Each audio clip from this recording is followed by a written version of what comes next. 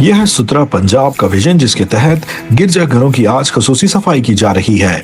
सुथरा पंजाब के तहत आज का दिन ही गिरजाघरों की सफाई के लिए मुख्तस किया गया है। ये अटक के मनाजिर है जहां सुथरा पंजाब के वर्कर्स गिरजाघर के बाहर से सफाई कर रहे हैं। इस इकदाम का मकसद ये है कि बैनुल मज़ाहिब हम-आहंगी को भी फरोग दिया जाए और अक़लियती बरादरी को ये पता चले कि सुथरा पंजाब सबके लिए है, सबकी खिदमत और सहूलत के लिए है।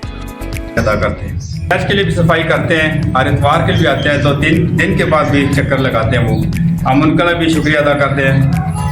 पंजाब मरियम नवाज साहब का भी शुक्रिया अदा करते हैं, सुथरे पंजाब का भी शुक्रिया अदा करते हैं। तो बहुत मेहरबानी, शुक्रिया। सुथरा पंजाब विजन यकीनी तौर पर तारीख रकम कर रहा है। जरूरत इस समय की है कि बतौर शहरी भी ताउन करें और अपने हिस्से का किरदार निभाते हुए अपने गिरदनुआ को साफ रखें।